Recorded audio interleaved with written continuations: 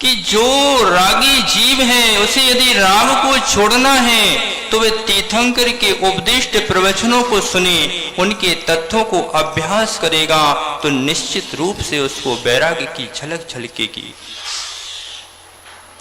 और जब रागी जीव उस तीर्थंकर की देशना का अभ्यास करता है तो वह वैराग्य को प्राप्त होता है और वह गृह त्यागी बन जाता है, वह गुरुओं की शरण को प्राप्त करता है। जय कुमार भैया, और जब वह जीव, वह भव्य जीव गुरुओं के चरणों की निश्रा में रहता है, गुरुओं के चरणों में रहता है, तो गुरु के द्वारा उस जिनवानी को सुनकर के वह बीतराग भाव को प्राप्त करता है। और जब उसके अंतरंग में बीतरागता के प्रति आह्लाद आता है तो वह गुरु से निवेदन करता है कि हे प्रभु, मुझको जिन दीक्षा प्रदान कीजिए। सोचो वे कौन सी शक्ति है, वह कौन सी शक्ति है डॉक्टर साहब, कि जिस माँ ने 9 माह गर्भ में रखा हो, जिस पिता ने 20, 25, 30 साल तक पालन किया हो जिस परिवार ने, और उनको क्षण मात्र में छोड़कर के एक जीव जिन दीक्षा को ग्रहण करता है। वैराग्य में बहुत शक्ति होती है डॉक्टर साहब।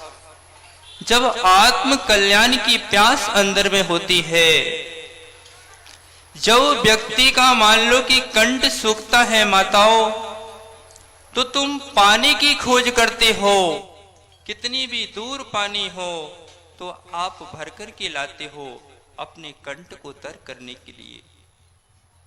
वैसे ही जब जीव के अंदर आत्म कल्याण की प्यास जागृत होती है तो वह गुरु के चरणों में आता है।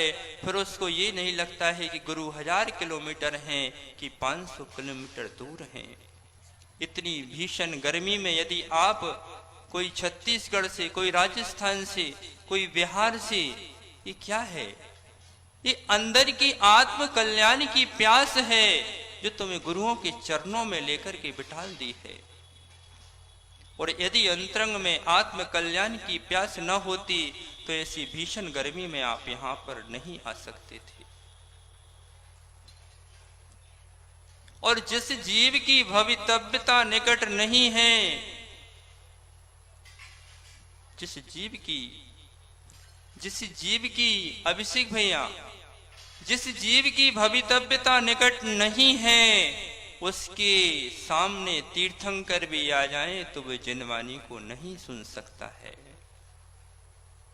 नहीं सुन सकता है। तीर्थंकर की देशना की महिमा तो देखो कि भगवान महावीर स्वामी का जीव जंगल में, ऋतिक भैया ये कभी मत सोचना कि हम क्या कर सकते हैं।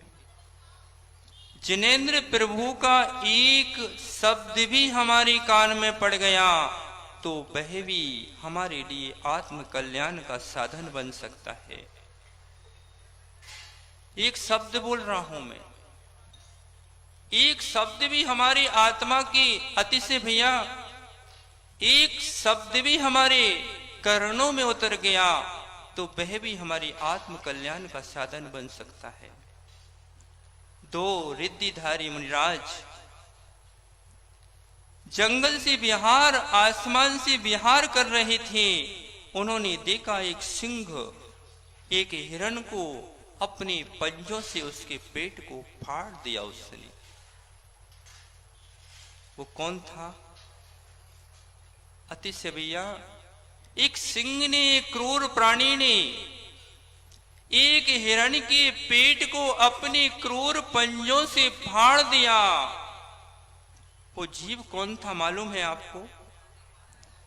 वो भगवान महावीर का जीव था। और वे 2 रिद्धिधारी मुनिराज देखते हैं इस दृश्य को। और अपने ज्ञान से जान लेते हैं कि यही वह जीव है जो भगवान तीर्थंकर के रूप में इसकी समोषण सभा लगने वाली है। और वे पहुंचते हैं उस स्थान पर और उसको संबोधित करते हैं, भो भावी तीर्थीश आप क्या कर रहे हो। एक लकीर, अतिशय भाई, एक लकीर हमारी तकदीर को बदल देती है। एक लकीर हमारी तकदीर को बदल देती है। जैसे एक कसाई की कणिका हमारे संपूर्ण समस्त भाव का घात कर देती है, एक कसाई की कणिका हमारी शांति को नष्ट कर देती है, वैसे ही एक वैराग्य की कणिका समस्त पाप का क्षय कर देती है। एक शब्द, एक एक शब्द, एक एक वर्ण, एक एक वर्ण मंत्र है। आप ये मत सोचना कि हम बहुत कुछ नहीं जानते, एक एक वर्ण मंत्र है डॉक्टर साहब। और एक एक वर्ण इतना शक्तिशाली है, हम बस उसको अनुभूत नहीं कर पाते हैं। और यदि आपको इन वर्णों की शक्ति को पहचानना है तो एकांत में जाकर का इनका अभ्यास प्रारंभ कर दो। अभी आपको गर्मी लग रही है, एक वर्ण मैं आपको बताता हूं। जैसे ही आप इस वर्ण को बोलेंगे आपको गर्मी में किंचित कमी दिखाई अनुभूत होगी। सभी लोग अच्छे से बैठ जाएं और बोलें सम सम सम पम पम पम अम अम। कुछ अंतर आया? एक एक वर्ण में शक्ति है, ऊर्जा है। उधर जब वह इतना क्रूर प्राणी सुनता है कि ये दो युगल मुनिराज क्या कह रहे हैं, मुझको भावी तीर्थेश कह रहे हैं, और उस जीव को जाति स्मरण हो जाता है। और जैसे ही जाति स्मरण होता है और वे मुनिराज उसको संबोधित करते हैं कि भावी तीर्थेश तुम ये क्या कर रहे हो, तुम भविष्य में तीर्थंकर बनने वाले हो। और वहीं पर वह क्रूर प्राणी उस हिरण को छोड़ देता है और मांस का त्याग कर देता है। एक लकीर ने उसकी तकदीर को बदल दिया। एक लकीर ने उसकी तकदीर को बदल दिया। और जब हम श्रद्धा के साथ इतना सारा प्रवचन सुनेंगे, कभी ना कभी हमारे हृदय का, हमारे जीवन का परिवर्तन निश्चित रूप से होगा, निश्चित रूप से होगा। और यदि हमारी भवितव्यता निकट ना होती तो हम यहां पर बैठ ही नहीं सकते थे। यहां पर आचार्य भगवान पूज्यपाद स्वामी उस वैराग्य की चर्चा कर रहे हैं, आत्मदृष्टि और अनात्म दृष्टि। जब व्यक्ति के अंदर आत्मदृष्टि जागृत होती है तो फिर उसको संसार का सभी कुछ बेकार नजर आता है। जब आत्मभाव की दृष्टि होती है तो संसार के पूरे प्रपंच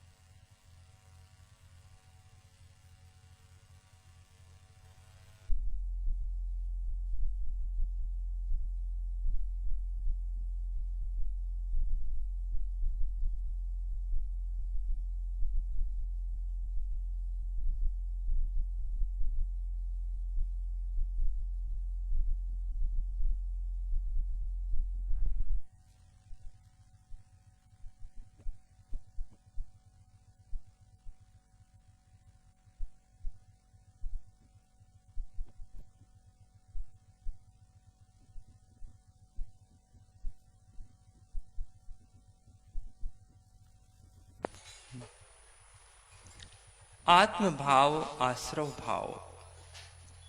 संपूर्ण उपदेश का सार क्या है? मातृ शिविर के माध्यम से, इस समाधि तंत्र की जो उपदेश के माध्यम से इतना भी समझ में आ गया हमारे लिए कि आत्म भाव क्या है और आश्रव भाव क्या है, तो हमारा पूरा का पूरा जीवन पंडित जी साहब परिवर्तित हो जाएगा। पंडित जी, जब व्यक्ति के अंदर स्वात्म दृष्टि होती है तो बड़ा से बड़ा कष्ट उसको कुछ भी मालूम नहीं पड़ता है। आप मुनियों की बात तो छोड़ो, एक ग्रस्त जीवन में रहने वाले व्यक्ति का भी आप चिंतन करेंगे, यदि उसकी भी स्वात्म दृष्टि है तो उसको भी कष्ट मालूम नहीं पड़ता है। आज आपको इतनी ग्रस्ती में रहकर के डॉक्टर साहब, इतना सारा बोटू भैया, एक गृहस्थी को चलाना कितना कठिन कार्य है। इन माताओं से पूछो कितना कष्ट झेलना पड़ता है। लेकिन कभी आपने विचार किया कि हमको ये सांसारिक कष्ट भूत क्यों नजर नहीं आते हैं? कभी सोचा? जैसे कि किसी के हाथ में खाज हो गई और खाज होने के बाद उसको खुजली पड़ी तो उसने खुजा लिया, तो उसको ऐसा प्रतीत होता है कि उसको जैसे शांति मिल गई। क्या? वैसे हम सभी संसारी जीवियों की दशा है कि हम अनंत बार नरकों में जाकर के इतना दुख, इतना कष्ट भोग चुके हैं कि इस मनुष्य पर्याय के कष्ट हमें कष्ट प्रतीत ही नहीं होते हैं। एक थोड़ी सी देर के लिए अपन उस जीव के पास चलते हैं पंडित जी साहब, जिस सदग्रस्त की स्वात्म दृष्टि थी, पंडित टोडरमल जी, कि राजा ने आदेश कर दिया। विनोद भैया, आपके राजस्थान की घटना है, जयपुर की। जय कुमार भाई, राजा ने आदेश कर दिया पंडित टोडरमल जी के लिए कि इनको हाथी के पैर के नीचे दबा करके मार दिया जाए। और निर्दोष थे, कोई दोष नहीं था उनका। बोटू भैया बीच चौराहे पर हाथी को लाकर के खड़ा कर दिया और पंडित साहब टोडरमल जी निश्चित समय पर वहां पर पहुंच गए। देखना अतिशय भाई, आप होते तो क्या करते उस समय? लेकिन पंडित जी की स्वात्म दृष्टि थी वैभव भाई, उन्होंने किंचित भी ये नहीं सोचा कि मैं किसी को रिश्वत देने जाऊं या किसी से प्रकार से गुहार करूं कि मुझे इस प्रकार से ना मारा जाए। उनकी स्वात्म दृष्टि थी। और वे जाकर के अनुराग भाई खड़े हो जाते हैं हाथी के सामने। राजा ने आदेश कर दिया महावत को कि इनके सिर पर हाथी का पैर रख के इनको मार दिया जाए। महावत ने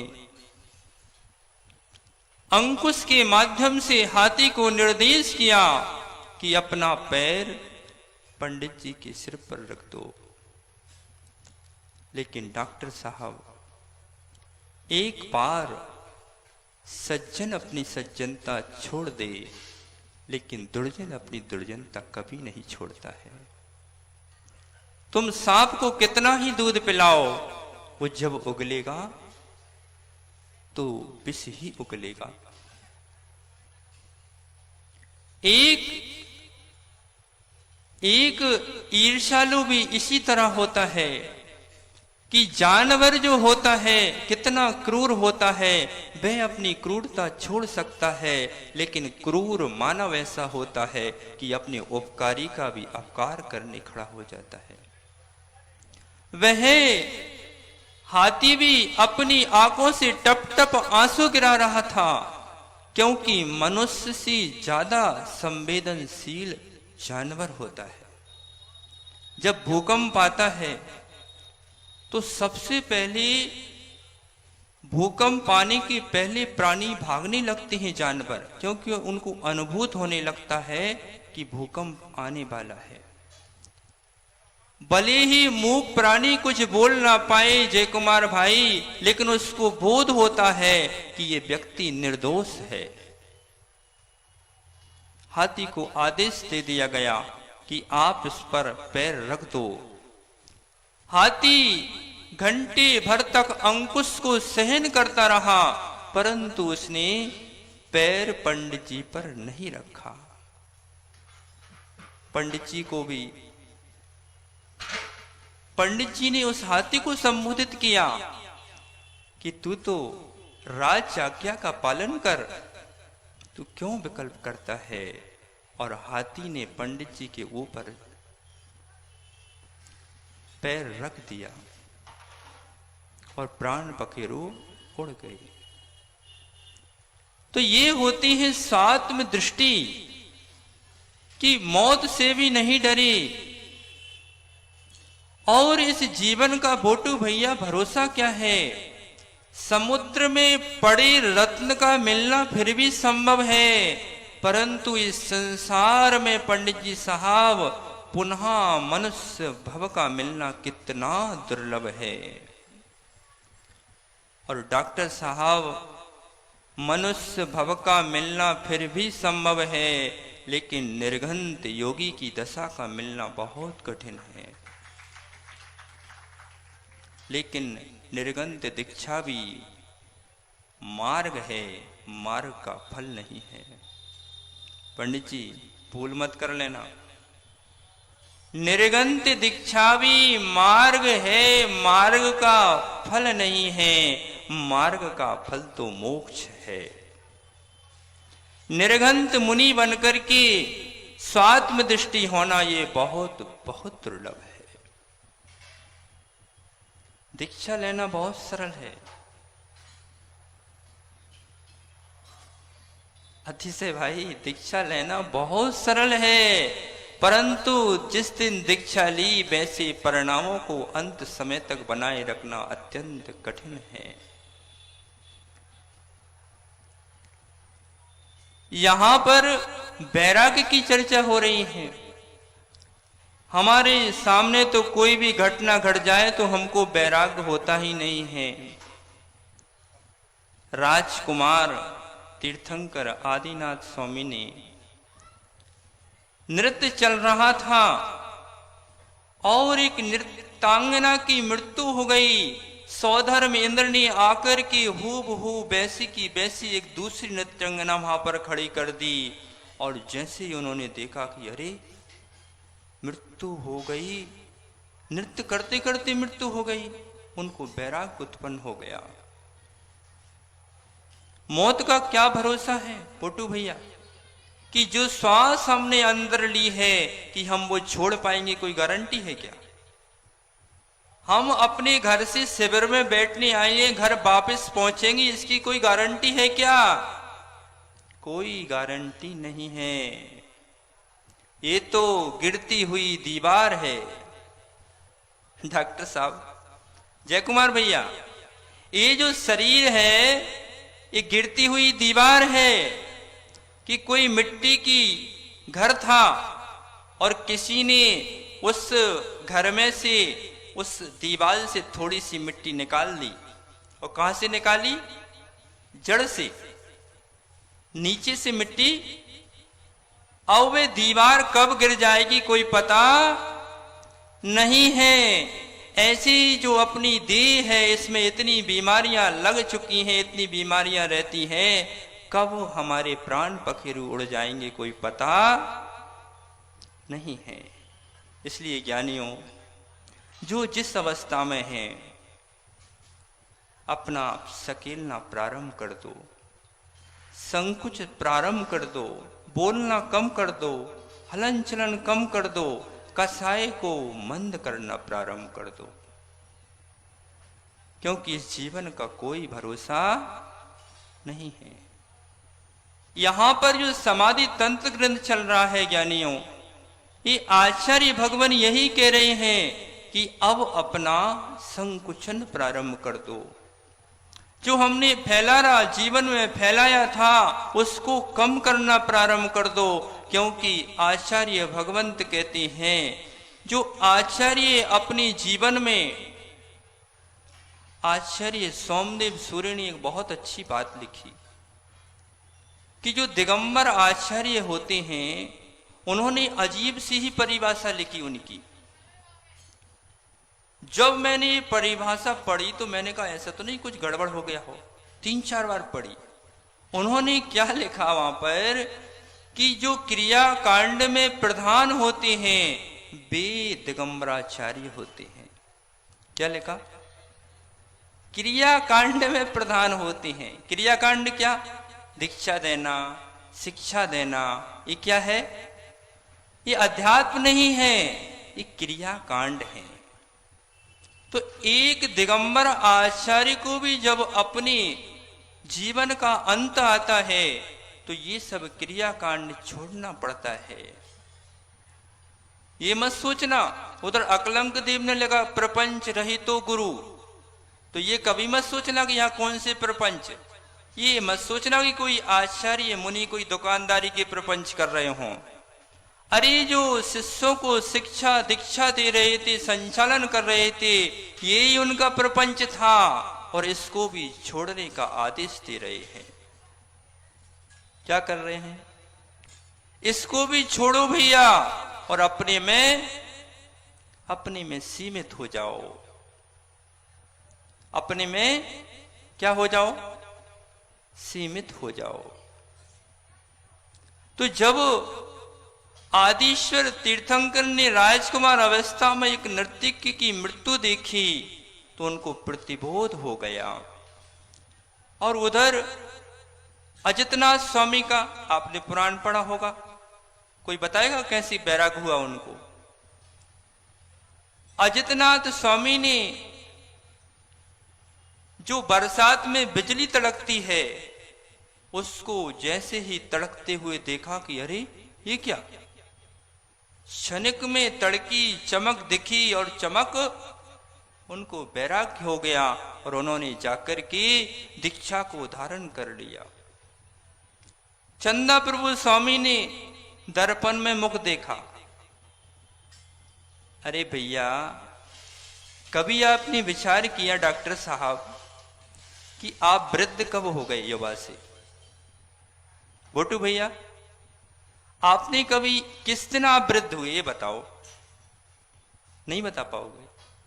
अच्छा ये बताओ कि आपने डॉक्टर साहब शेविंग की तो बाल बढ़ना प्रारंभ कब से होगा? कोई बताएगा? अच्छा ये माताओं से पूछते हैं, ये बताओ माता जी, आप ऐसे 100-200 साड़ियां तो होंगी आपके पास, तो जो साड़ियां आप नई खरीद करके लाओ तो वो पुरानी कब होती है? हाँ,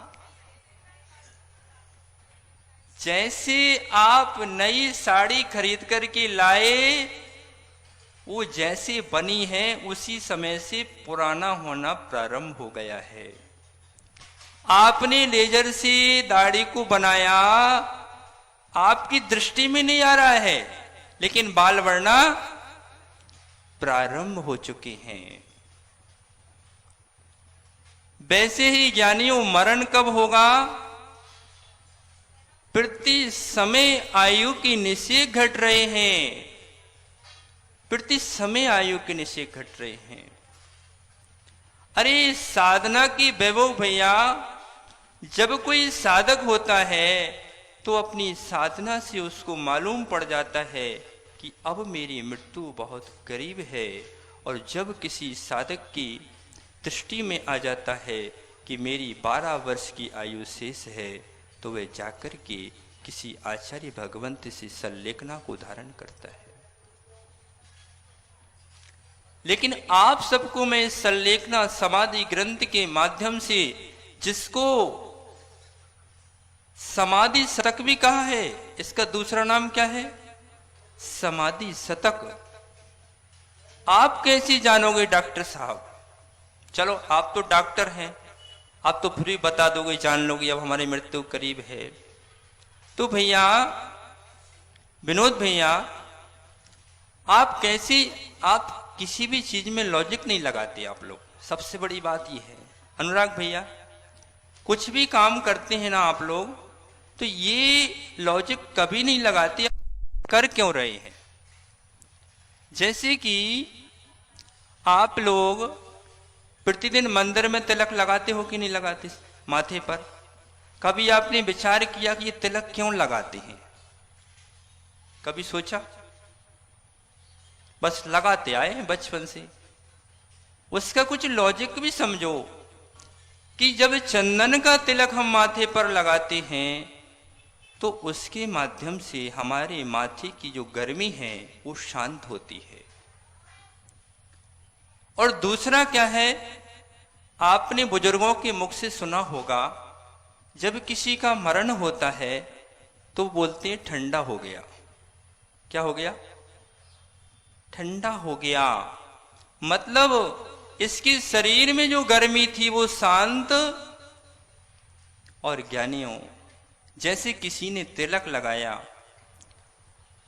तिलक लगाने के बाद मान लो कि वह तिलक आपका 10 मिनट में सूख जाता है, और वो तिलक कभी, ध्यान से सुनना अनुराग भाई, वो तिलक तुम्हारा यदि घंटे भर तक ना सूखे तो समझ लो आज तुम्हारे जीवन का अंत होने वाला है, क्योंकि तुम्हारे शरीर की गर्मी शांत हो चुकी है।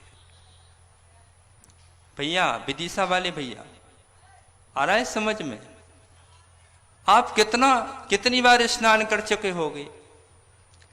आपने हजारों बार अपने जीवन में स्नान किया होगा, लेकिन ये कभी लॉजिक नहीं लगाया कि स्नान क्यों किया जाता है।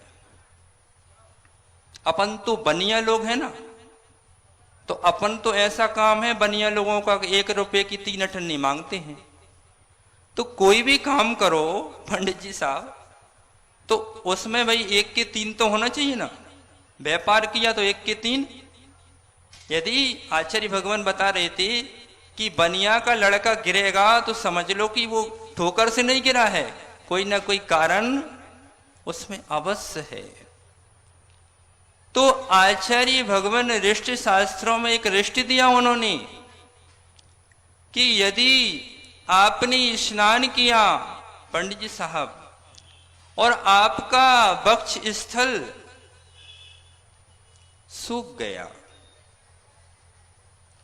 आपका वक्ष स्थल सूख गया और शरीर नहीं सूखा, तो समझ लो कि आज आपका अंतिम दिन है। भगवती आराधना के अंदर ऐसे अनेक ऋष्ट दिए हुए हैं जिससे आचार्य भगवंत जो समाधिस्थ मुनि हैं उसको देख कर के पहले से ही समझ जाते हैं कि इसकी आयु अभी कितनी शेष है। अपनी आंखों से अपने ही पैरों के अंगूठे देखना बंद हो जाए तो समझ लो कि अब हमारी नैया 1 साल से ज्यादा नहीं बचने वाली है। अपनी ही आंखों से हमारे पैरों की जो, ये क्या बोलते हैं इसको आपके यहां पर है? टोनी। पैरों की क्या बोलते? पैरों की घुटना। यदि अपनी आंखों से घुटना दिखना बंद हो गया तो समझ लो कि अब जीवन की 6 माह शेष बचे हुए हैं। ऐसे अनेक ऋष्ट हमारे ग्रंथों में लिखे हुए। हमारे आचार्यों की प्रज्ञा तो देखो आप। अरे दिगंबर आचार्यों की प्रज्ञा देखो। आचार्य कुंद कुंद भगवान ने समय सार के अंदर स्वर्ण बनाने की विधि लिख दी। अब अति से सोच रहा है कि वो ही बता दो हमको, तो हम तो बस हो गया सवेर हमारा। आप सोचो कितनी प्रज्ञावंत आचार्य भगवंत थे जय कुमार भाई। आचार्य कलिका सर्वज्ञ वीरसेन स्वामी ने धवला जी में एक उदाहरण दिया लोभ कसाय का, कि लोभ की संस्कार जीवन में कैसे होते हैं अनुराग भाई। कि एक लौध नाम का वृक्ष होता है, लौध नाम का वृक्ष वैभव भाई, और वह इतना उसके ऐसे संस्कार होते हैं पूर्व भव के कि वैसे सामान्य कोई वृक्ष होगा तो उसकी जो जड़ें हैं चारों ओर फैलती हैं। देखा कभी वृक्ष को? उसकी जो जड़ें होती हैं चारों ओर फैलती हैं, परंतु लौध नाम का जो वृक्ष है उसकी जड़ें मात्र एक ओर जाती हैं, वो भी उस ओर जाती हैं जहां पर कुछ स्वर्ण या चांदी गड़ी हुई है, और उस ओर जाती नहीं है। उसकी जड़ें जैसे सर्प ऐसे कुंडी बनाता है, ऐसे उस पाषाण को जाकर के कुंडी बना लेती है। ये हमारे दिगंबर योगियों की प्रज्ञा तो देखो। लेकिन ज्ञानियों, ये ज्ञान भी निर्वाण का साधन नहीं है, ये ज्ञान भी निर्वाण का साधन नहीं है, क्योंकि ज्ञान से निर्वाण नहीं होता है, चारित्र से निर्वाण होता है। पंडित जी भूल नहीं करना जीवन में, ये कभी मत बोल देना कि ज्ञान से निर्वाण होता है। यदि ज्ञान से निर्वाण मानेंगे तो जिस योगी को केवल्य की प्राप्ति होती है, और केवल्य की प्राप्ति होते ही निर्वाण हो जाना चाहिए। लेकिन ज्ञान से निर्वाण नहीं होता है, निर्वाण चारित्र की पूर्णता पर होता है। आ रहा है समझ में? उधर चंदा प्रभु राजकुमार ने दर्पण को देखा और नश्वरता को समझ गए कि आज हम जिस चेहरे को देखते हैं कल वह चेहरा और हमारा दृढ़ता की ओर बढ़ जाता है। वृद्धता एक दिन में नहीं आती है, वृद्धता क्रम क्रम, ये भी एक वस्तु व्यवस्था समझो पंडित जी साहब। ये वस्तु व्यवस्था ये समझो यहां पर कि पुद्गल का परिणामन भी कितना विचित्र है। जैसे कि आपके सिर के बाल हैं, अभी तो आप वो डाई लगा के आए होंगे, नहीं लगाते अभी? अच्छा, कोई व्यक्ति ऐसा कि जो डाई करता हो अपने सिर में? कोई है? अच्छा, आप। तो आप देखो वस्तु व्यवस्था देखो कितनी विचित्र और व्यवस्थित है एकदम, कि जिस व्यक्ति के सिर के बाल हैं, मान लो कि उसके सिर में 10 बाल सफेद आने प्रारंभ हो गए। अब आप लोग तो क्या है, हम तो अपने ही बताते हैं, चलो कि हमारे सिर में मान लो बाल आना सफेद प्रारंभ हो गए, कुछ काले कुछ सफेद। तो वस्तु व्यवस्था कितनी व्यवस्थित है कि हम उन बालों को 3 माह में 4 माह में उखाड़ करके फेंक देते हैं, ठीक है। लेकिन वस्तु व्यवस्था ये समझो कि जिस स्थान पर पूर्व में सफेद बाल आया उसी स्थान पर पुनः सफेद बाल आएगा। देखो वस्तु व्यवस्था को समझना कितना अच्छा उदाहरण है कि मान लो कि 10 बाल सफेद हुए तो 10 ही बाल उसी स्थान पर पुनः सफेद उत्पन्न होंगे। इसलिए कभी भी संसार के लोगों को देख करके संसार की जो वस्तु व्यवस्था है वो तो व्यवस्थित है ही, अपने को अपने परिणामों को व्यवस्थित करने की आवश्यकता है। और श्री आयुष्नाथ भगवान को पता है कैसे वैराग हुआ? उन्होंने एक वृक्ष से पत्ते को नीचे गिरते हुए देखा तो उनको वैराग हो गया। तत्व चिंतन की बात है प्रोफेसर साहब, कि जब तत्व चिंतन की दृष्टि होती है तो श्रेयांशनाथ जी को एक पत्ता नीचे गिरता हुआ देखा। उन्होंने तत्व चिंतन किया कि ये पत्ता अब पुनः उस डाल से जुड़ने वाला। ऐसे ही हमारा मनुष्य जीवन है, एक बार यदि आयु पूर्ण हुई तो कोई भी व्यक्ति, कोई भी तंत्रवादी मंत्रवादी पुनः आयु को प्रदान नहीं कर सकता है। अब हम आचार्य पूज्यपाद की चर्चा करते हैं। आज से 1500 वर्ष पूर्व पूज्यपाद स्वामी एक सरोवर के पास खड़े हुए थे, बालक अवस्था, और उन्होंने एक दृश्य को देखा। अक्सर लोग पूछते हैं कि महाराज जी आपको वैराग्य कैसे हुआ? क्या आचार्य पूज्यपाद स्वामी बालक अवस्था में एक किसी सरोवर या नदी के पास खड़े हुए थे। उन्होंने एक बहुत ही विचित्र दृश्य देखा।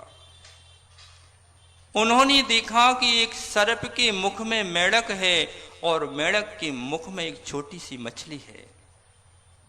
उस दृश्य को देख करके उनको संसार की अवस्था मालूम पड़ गई कि संसार की अवस्था ऐसी है, जो बड़ा है वो छोटे को दबाता है, जो छोटा है वह उससे छोटे को। प्रोफेसर साहब, जब आपको गुस्सा आती है तो आप क्या करते हो? अपनी बेटी की माँ को पिटाई लगाओगे या डांटोगे, और तुम्हारी बेटी की माँ को गुस्सा आएगी तो वो अपनी बेटी को डांट लगाएगी। इस संसार की ऐसी ही परिणति है। और उन्होंने यह दृश्य देख करके ज्ञानियों दीक्षा को धारण कर लिया और ऐसी उग्र तपस्या की कि ग्रीष्म ऋतु में पर्वत के ऊपर जाकर के ध्यान लगाया। और हुआ क्या, कर्म का उदय किसी को नहीं छोड़ता है। पर्वत की ऊपर बैठ करके सूरज के और मुख करके वे साधना करते थे। उनके आंखों की ज्योति चली गई, आंखों की ज्योति चली गई। उन्होंने संकल्प ले लिया कि जब तक आंखों की ज्योति वापस नहीं आएगी तब तक हम आहार ग्रहण नहीं करेंगे। और उन्होंने ज्ञानियों भगवान की भक्ति से क्या नहीं होता है, उन्होंने तीर्थंकर शांतिनाथ भगवान की स्तुति प्रारंभ किया और शांतष्टक नाम का स्तोत्र रचा और उनके आंखों की ज्योति वापस आ गई। ऐसी साथी से योगी आचार्य भगवान पूज्यपाद स्वामी कहते हैं कि कर्मन की गति न्यारी।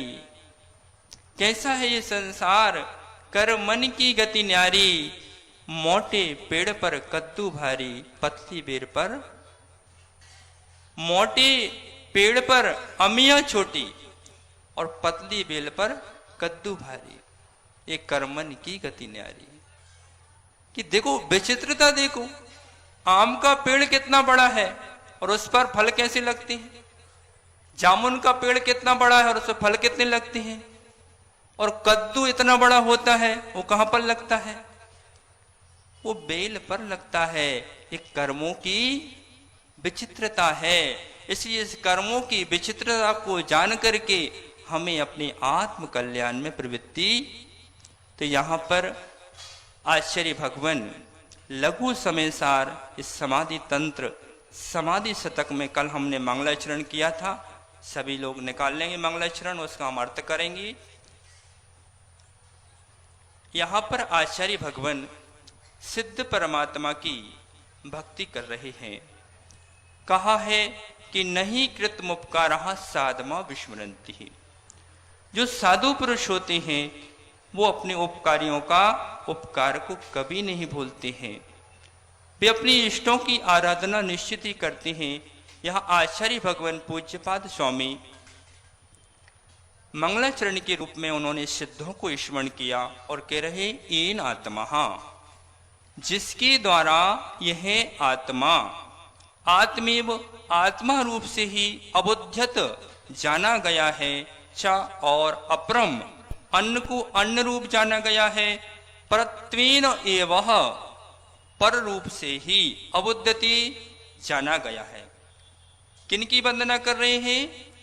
कि जिनके द्वारा अपनी आत्मा को आत्मे रूप जाना गया है और पर वस्तुओं को पर रूप जाना गया है। तस्मयी उस कौन सी अक्षानंत बोधा है, अविनाशी अनंत ज्ञान स्वरूप सिद्धात्मने नमः। उस किसको?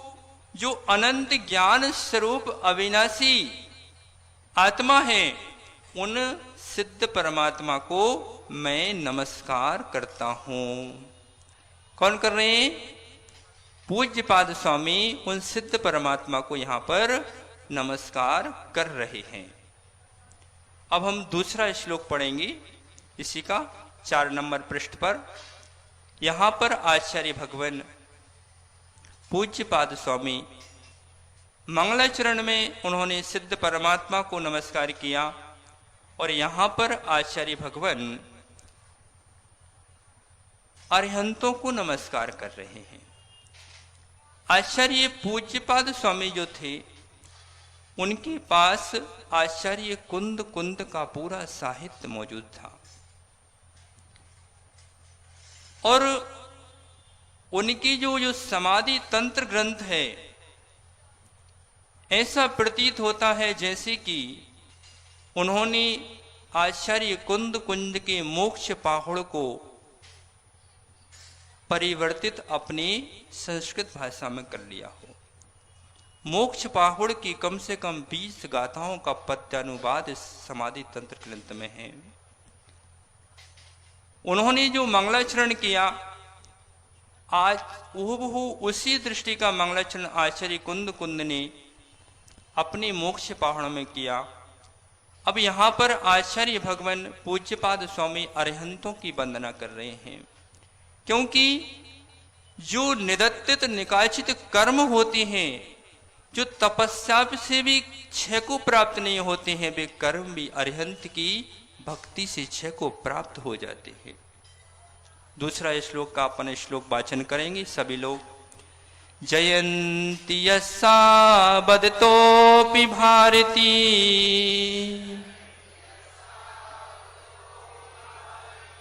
विभूतयस्तीर्तिकृतोऽपि निहितो शिवाय धात्रे सुगताय विष्णवे जिनाय तस्मै सकलात्मने नमः। जयंती यस्या वदतोऽपि भारती विभूतयस्तीर्तिकृतोऽपि निहितो शिवाय धात्रे सुगताय विष्णवे जिनाय तस्मै सकलात्मने नमः। अब आप सभी उच्चारण करेंगे।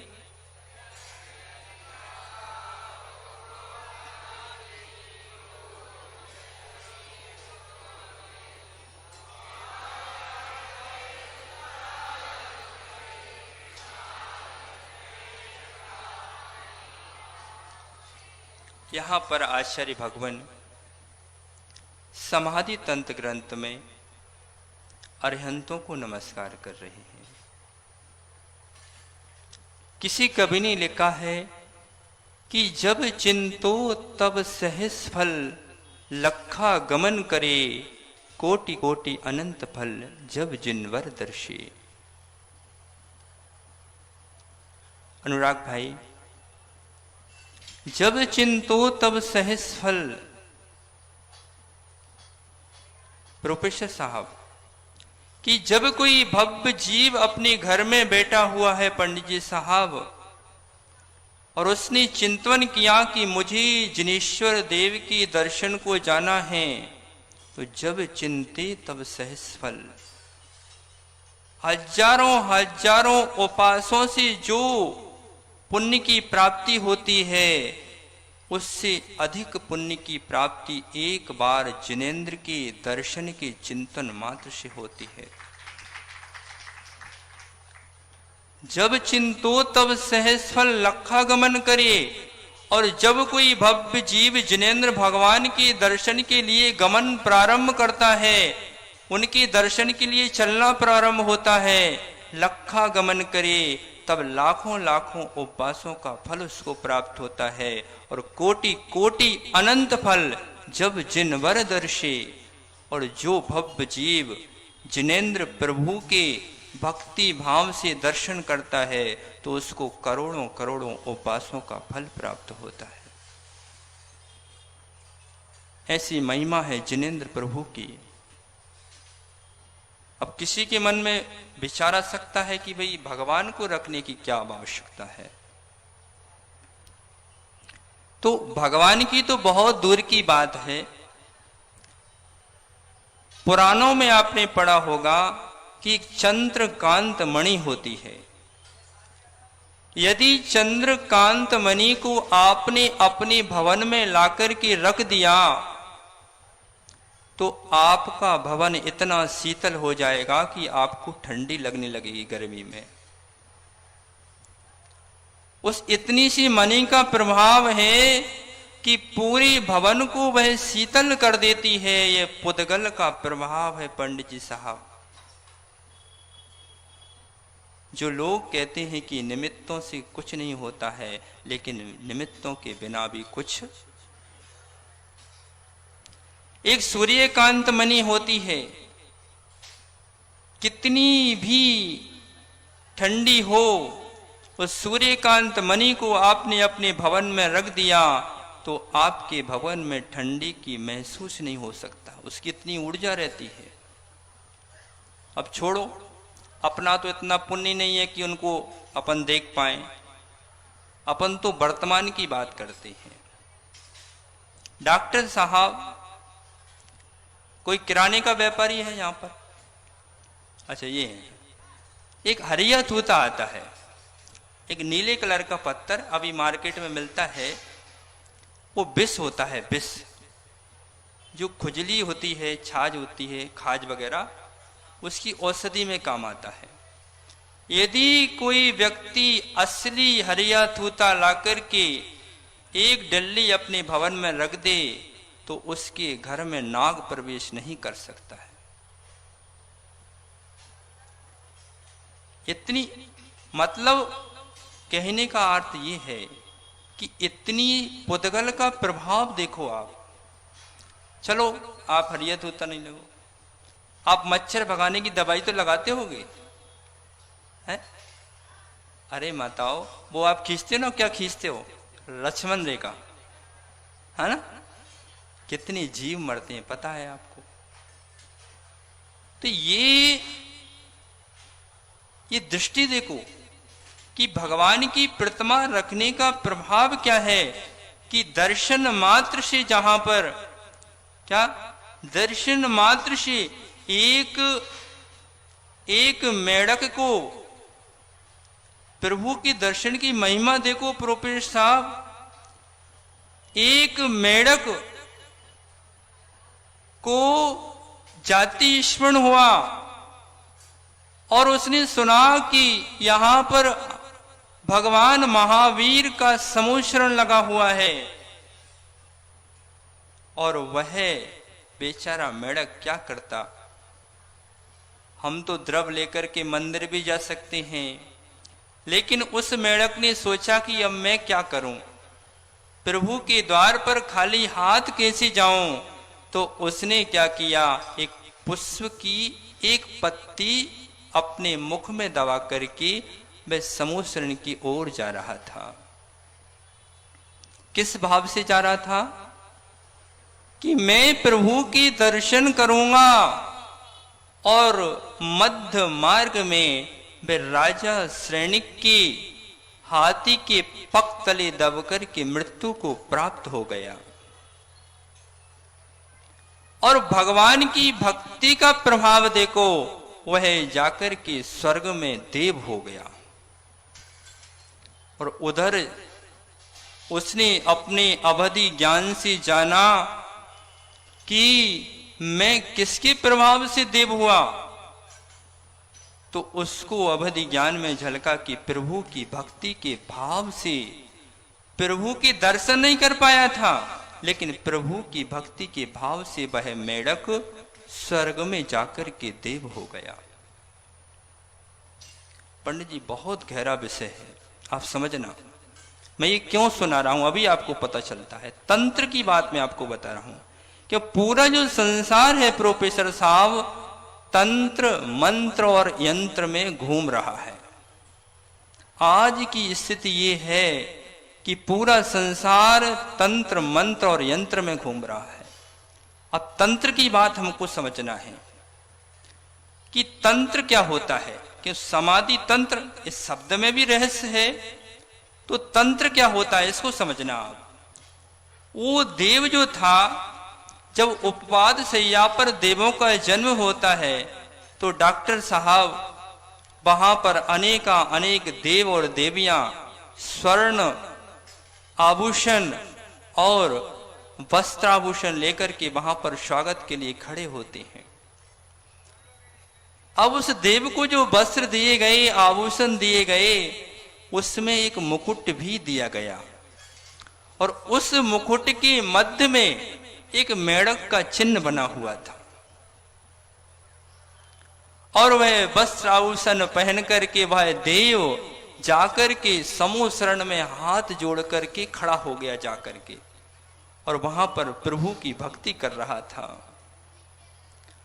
अब जब तक राजा श्रेणक अपनी परिकर के साथ समूह शरण में पहुंचे, उसके पहले ये पूरी प्रक्रिया हो चुकी।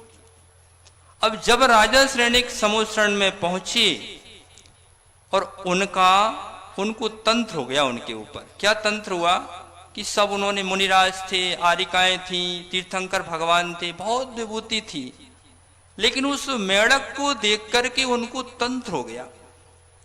वो बार बार उस मेढक को, उस जो मुकुट में मेढक लगा हुआ था, उसको देख करके प्रभावित हो गए और उनके मन में विचार आया कि ये क्या रहस्य है, ये देव है, इसके मुकुट में ये मेढक क्यों लगा हुआ है। उसने तीर्थंकर प्रभु के गणधर से प्रश्न किया कि भगवान, ये मेढक का क्या रहस्य है। तो उन्होंने बताया कि यह जीव जो है आपके हाथी के पग तले मरकर के देव हुआ है और इसके मुकुट में मेढक लगा हुआ है। भक्ति की बात देखो कि कभी कभी हम लोग क्या करते हैं कि कोई भी मान लो क्रिया है तो हम उसको पंडित जी साहब मिथ्यात्व बोल देते हैं। पद्म पुराण आपने पढ़ा होगा, वहां पर एक प्रकरण आया कि जो बानर वंशी थे वो अपने मुकुट में बानर बना करके चांदी का लगाते थे। तो ये कोई मिथ्यात्व नहीं है, ये तो परंपराएं हैं, इसे मिथ्यात्व कैसा। मिथ्यात्व क्या होता है इसको हमको समझना है कि जो अनायतन है उनमें आयतन स्थापित करना, उनको आयतन मानना, वो मिथ्यात्व होता है। आचार्य भगवान आ गए हैं। अब हम दूसरे श्लोक का पाठ प्रारंभ करेंगे। सभी लोग दूसरा श्लोक निकाल लो। जब तक आचार्य भगवान सिंहासन पर नहीं आ जाएंगे उसका पाठ करेंगे। जयंती यस्सा बदतोपि भारती, उसका पाठ करेंगे। खड़े हो जाओ सभी लोग। विभूतयस्तीर्थ कृतोपनिहितो, पढ़ो आप लोग, देख करके पढ़ो सभी लोग।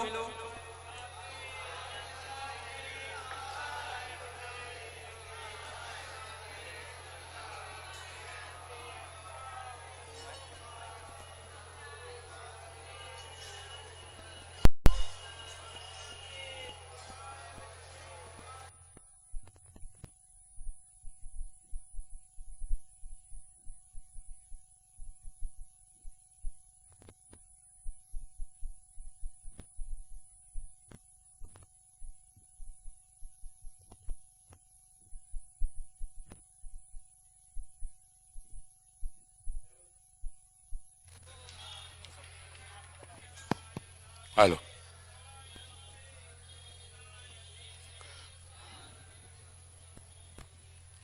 परम पूज्य आचार्य भगवान श्री 108 विशुद्ध सागर जी महाराज की आचार्य संघ की आचार्य भगवान सत्संग धर्मसभा में विराजमान हैं, चलते हैं। हम और आप सभी आचार्य भगवान के चरणों को प्रकार नमोस्तु करते हुए निवेदन विनती प्रार्थना करते हैं।